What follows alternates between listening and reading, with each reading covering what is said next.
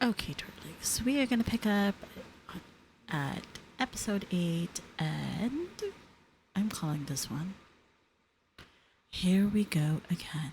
And maybe we were meant to be in another life. So we have the couples showing off to each other their respective homes and or apartments.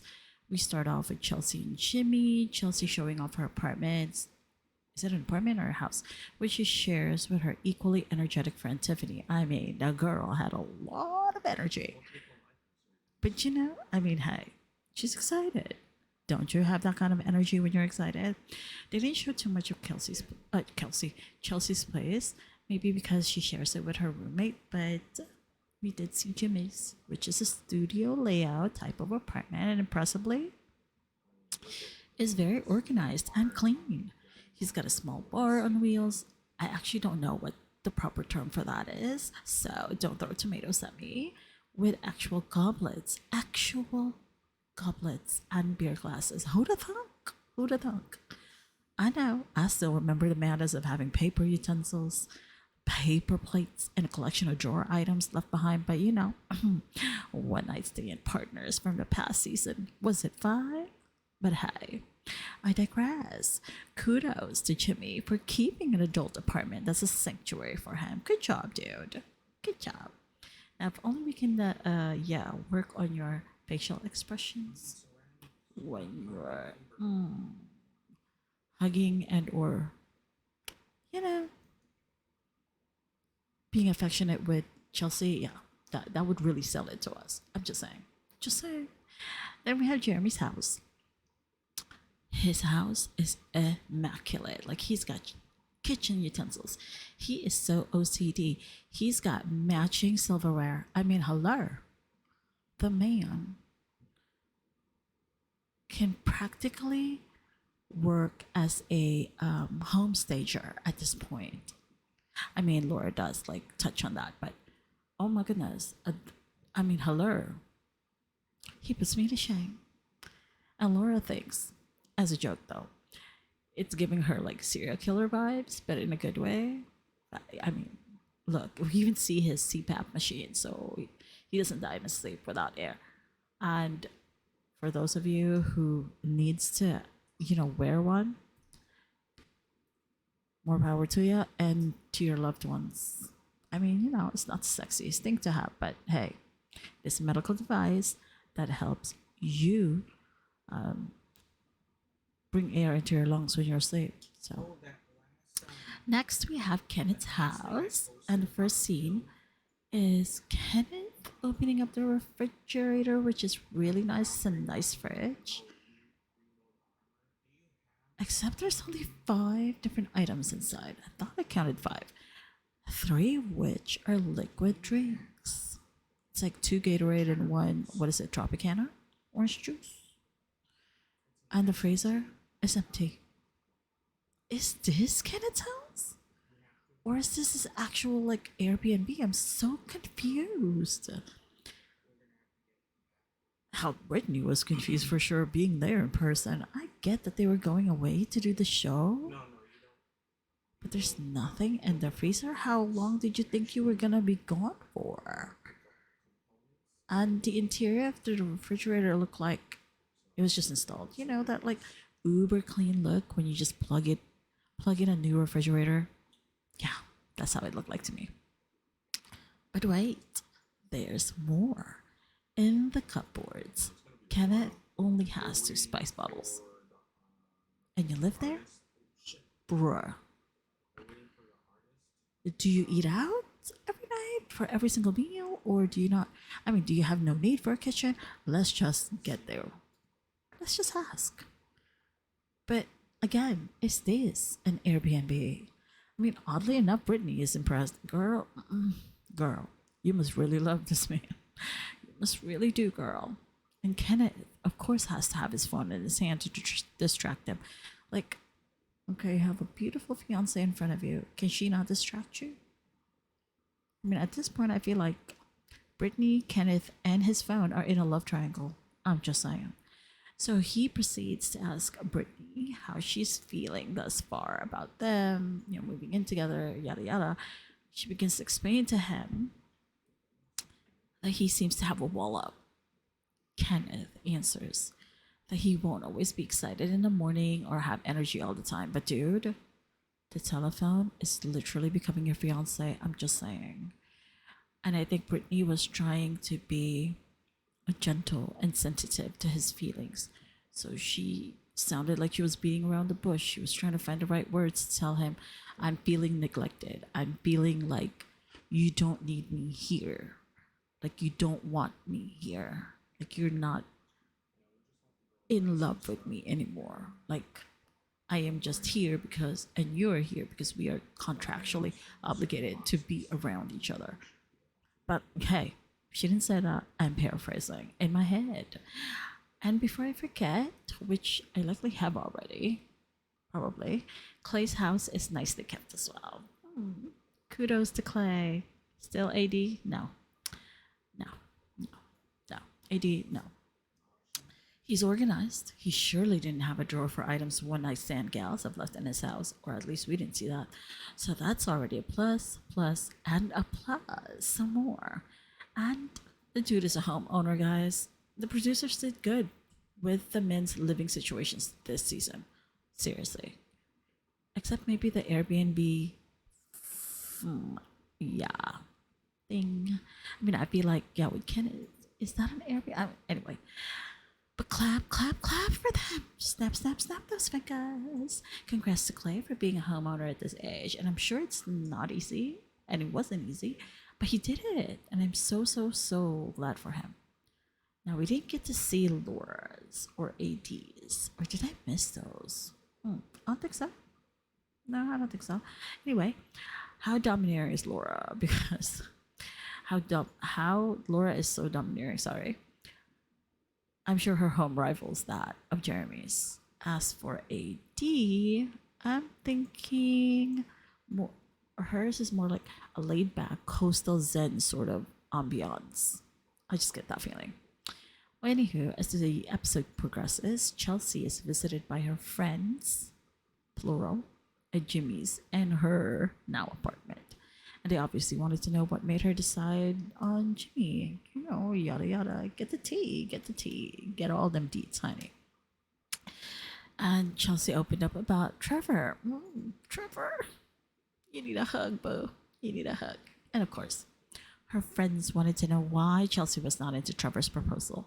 But Chelsea said she was into it. I knew it, girl. But wait, she didn't expand on that and sex it to Trevor's mullet. Who cares about the fucking mullet? Who cares, girl? You just admitted that you were into it. You were into his proposal. Girl. I'm just saying. I know there's still love for Trevor, and I believe it. She just didn't want to lose to the prom queen. Noted, and noted. She also throws in that she's doubting Jimmy a bit, huh? Because he has seen a picture of Jessica, and now Chelsea is in a tizzy, overanalyzing every sigh, every missed opportunity for I love yous from Jimmy, every missed hug. Girl is living her nightmare for lying to Jimmy, basically. Chelsea's friends does get to meet and have banter with Jimmy after he was done with work, and of course the ladies grill him, and they're so cute because these ladies gossip Chelsea. I mean, it's so cute. Jimmy does slip that Chelsea described herself as looking like a certain celebrity, and Jimmy admits that he sees Chelsea looking more like Carrie Underwood. Definitely not Megan Fox. Chelsea's friends do agree with this, and does add the Megan Fox look-alike thing after Chelsea prods them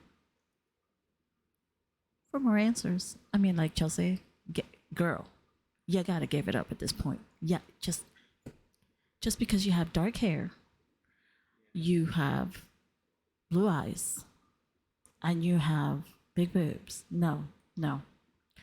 I mean, if dark hair, blue eyes, and big boobs is what makes people look alike, well, hey, then I look like 30% of the population then. Jeez.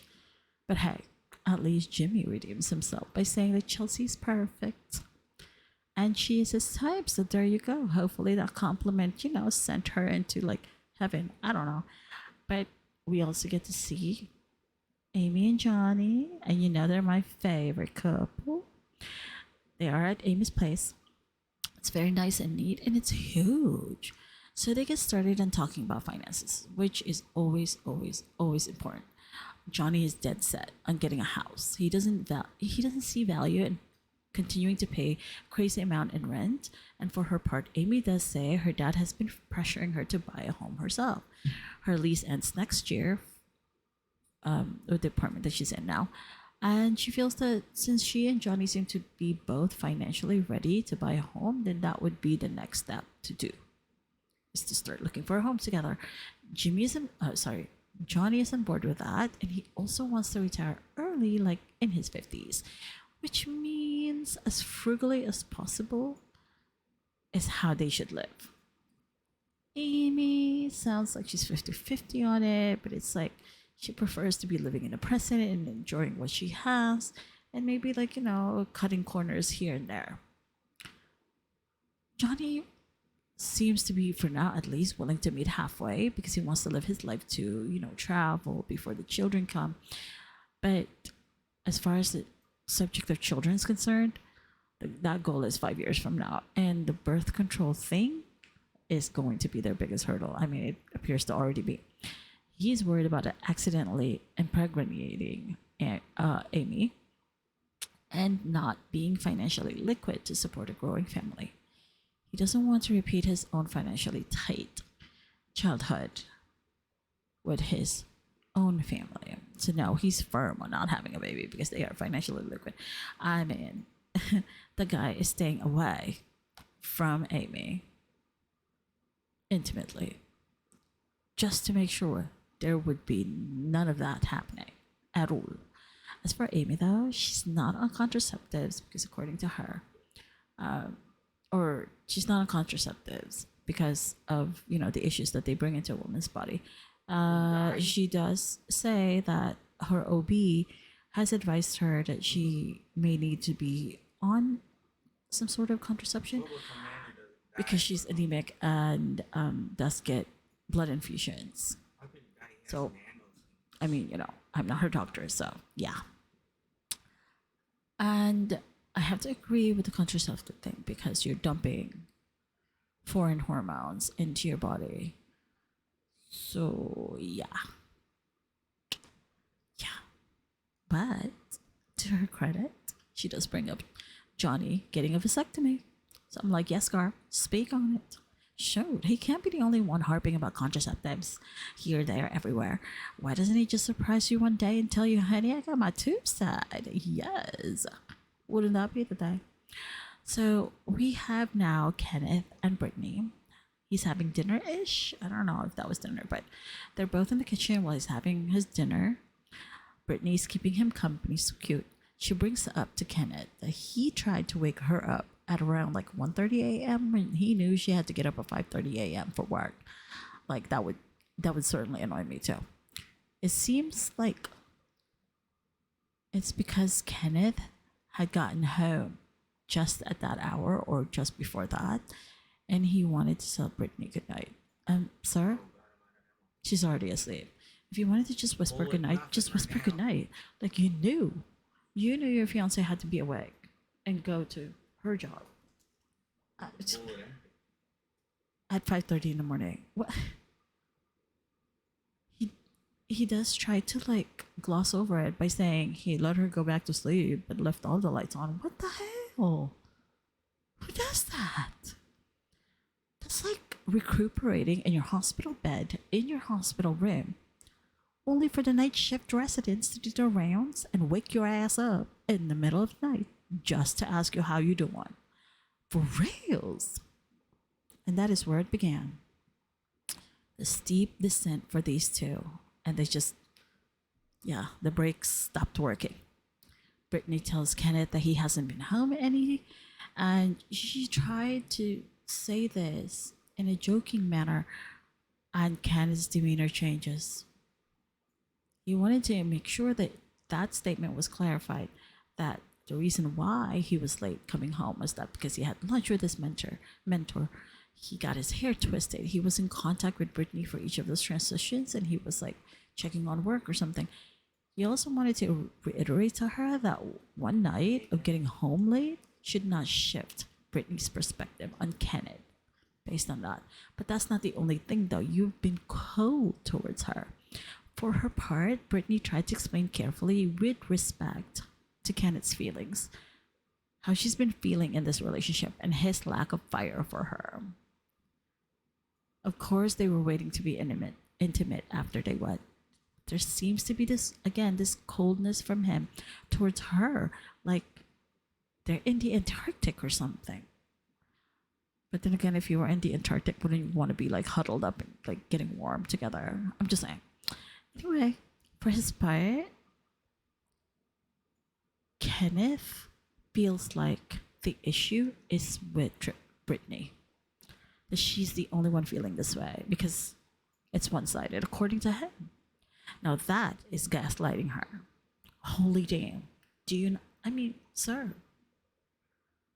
He's using, for example, the waking her up in the middle of the night as him trying to be affectionate when he knows she's got to be awake super early in the morning. And it's like, huh?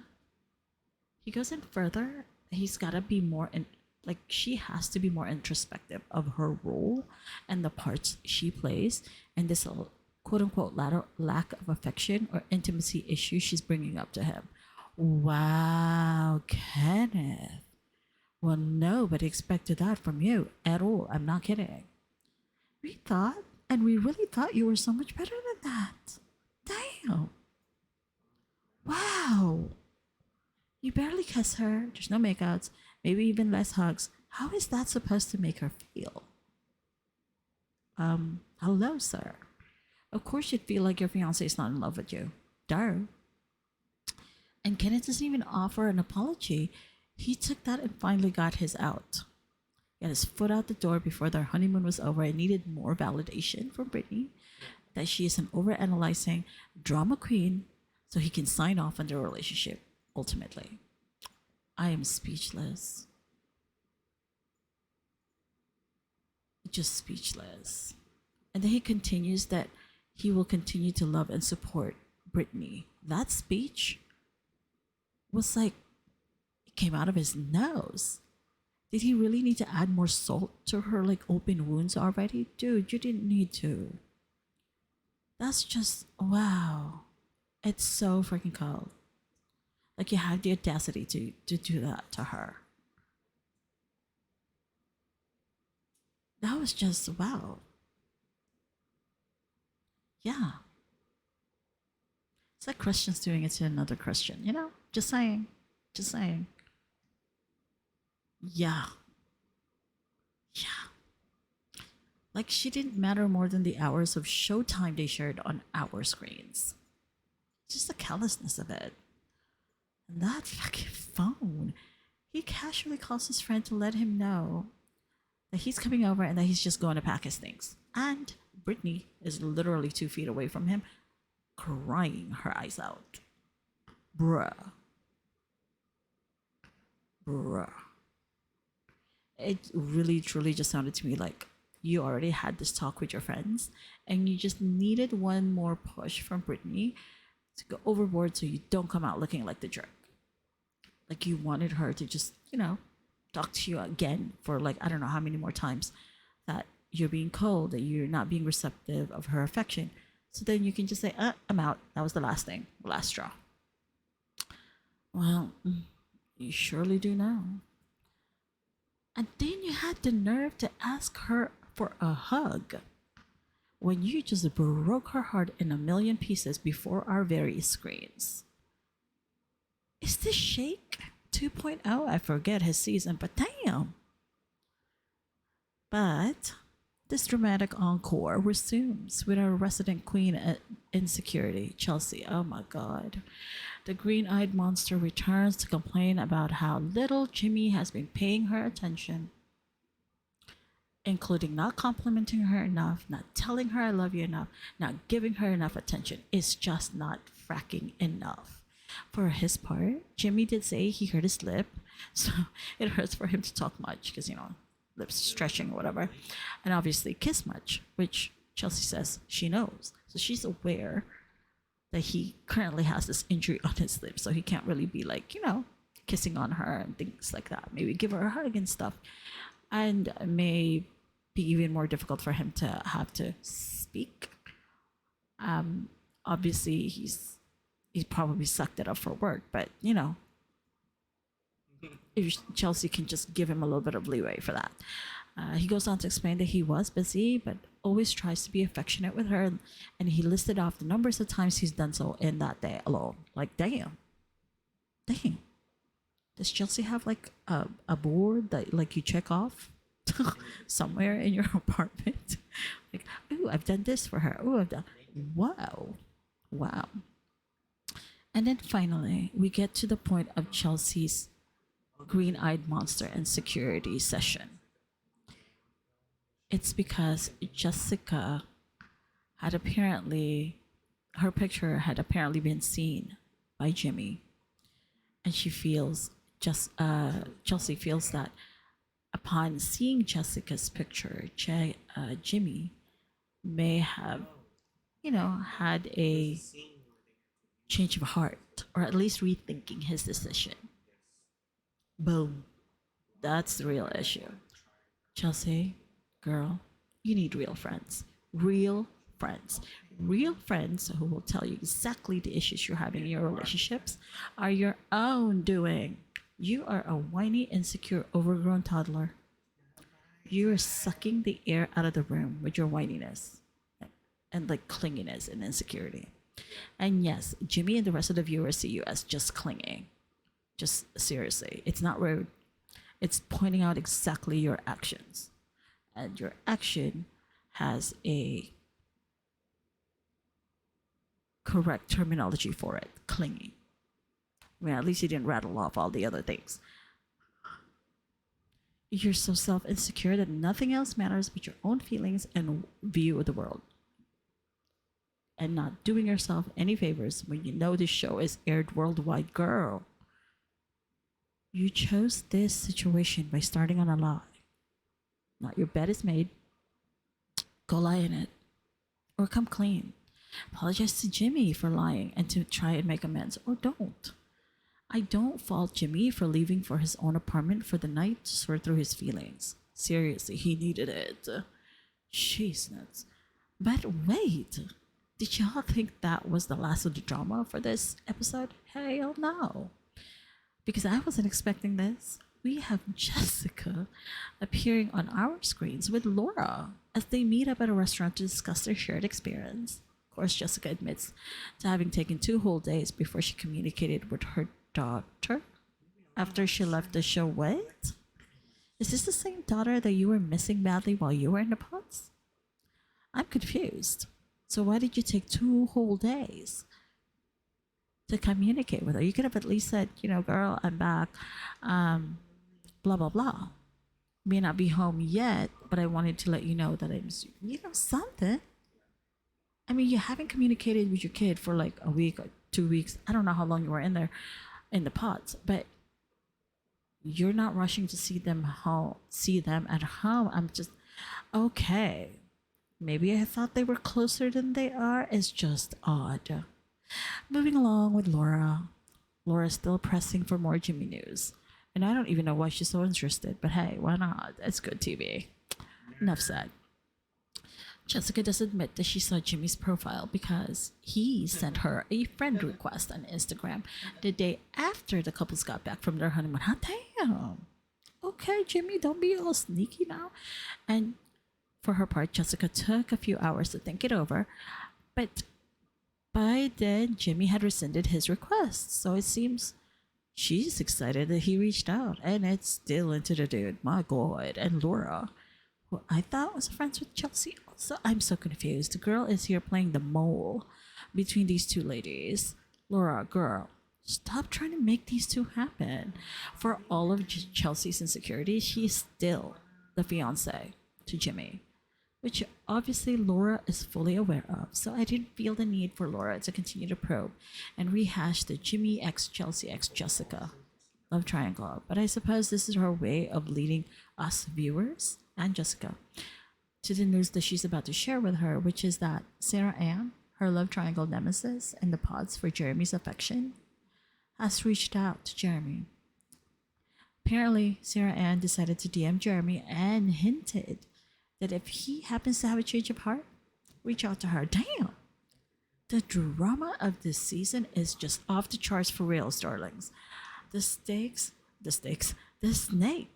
are slithering all over the place in North Carolina. Wow, oh wow. And Jessica slip up with Jimmy instead of Jeremy. Wow. Just, girl is totally smitten for Jimmy. Trying to redeem herself by complimenting Chelsea doesn't really sit well when you had to add in that same sentence that all of Jimmy's exes look like you. Girl, your claws are sharpened and ready to play. Meow. Anyway, that completes our review of this episode. I know it's a bit lengthy, but honestly, the drama was just off the charts. I do wonder what kind of shenanigans these folks get into on the next episode. See you all there. Toodaloo. Bye.